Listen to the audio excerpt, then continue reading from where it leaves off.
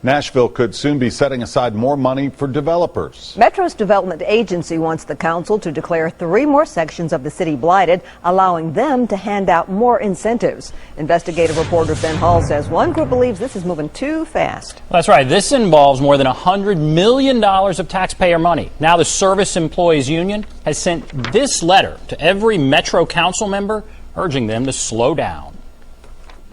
Ready for the vote? All those in favor? Aye.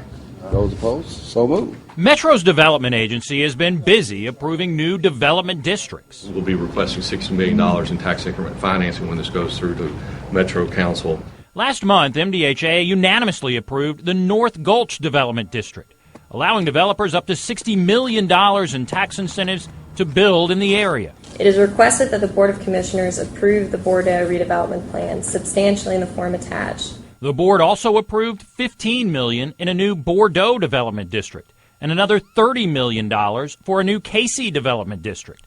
If approved by the council, it would increase the city's pool of incentives by more than $100 million. I just don't know how much more money that this council and this administration can give away.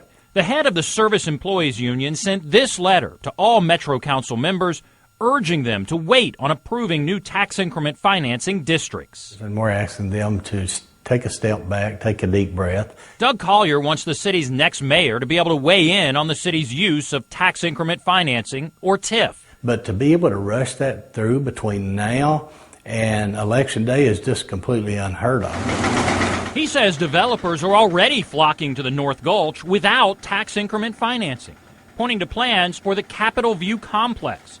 It will include 1,000 new apartments, retail, parking, and a new grocery store, all surrounding a 16-story headquarters for HCA. We've been considering this for a long time to kind of close in that downtown, all of downtown into one redevelopment district or another.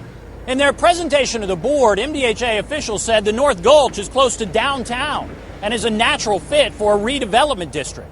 But service workers aren't the only ones concerned about the city's use of tax incentives.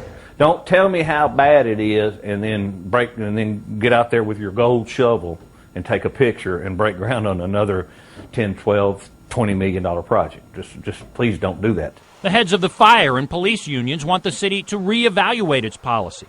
Even the current finance director told us the next mayor will have to decide if TIF is affecting the city's ability to pay for city services. Going forward, there will need to be a discussion as to whether it's having a detrimental impact on the city's operating budget. But Collier says in the final months of this administration, the council should not approve a large increase in tax increment financing. We're talking about over $100 million, and the taxpayers of Davidson County are the ones that's going to be holding the bag for this.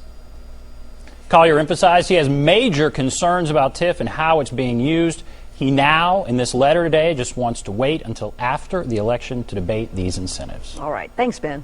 A critic calls it corporate welfare. A supporter calls it a boon for an undeveloped part of Nashville. Tonight, a company with a questionable track record has a plan in the works to get millions of your tax dollars. Channel 4's Nancy Amons is here with the story new at 6. We reported last fall that Metro turned over its assisted living facility in Bordeaux to a private company. We heard lots of complaints, like bounced paychecks. Now the same owner wants to develop the land around that facility, and that's where your tax dollars come into play. Autumn Hills Assisted Living Center sits in a pastoral setting, but ever since it privatized, it's been anything but peaceful. We told you last fall that some employees' paychecks bounced, and other workers lost jobs that were supposed to be guaranteed. June 30th, I was called in and told that was my last day. Electric bills fell months behind. Employee health insurance lapsed. Now the same people that manage Autumn Hills are exercising an option to buy the land around it for development. They want $15 million tax dollars to get the ball rolling. It's a tragedy that they would even consider them. Doug Collier heads the Service Employees Union. He says this is giving corporate welfare to bad actors. The citizens are going to have to step up and say, you know, enough's enough. We're not going to continue to pay for these projects, that are bad employers, and then reward that company for doing bad. Last week, Metro Council took the second of 3 votes needed to move the project forward. The company, Mike Hampton's Vision Real Estate Investment Corporation, would buy some 45 acres around Autumn Hills, which is managed by a Visions affiliate. MDHA would then provide $15 million in tax increment financing to help fund the future development.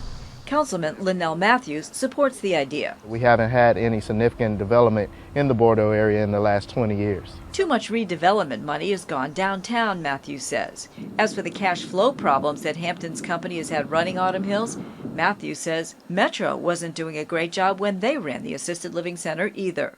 I've heard some complaints, but I heard complaints when Metro was operating, of course.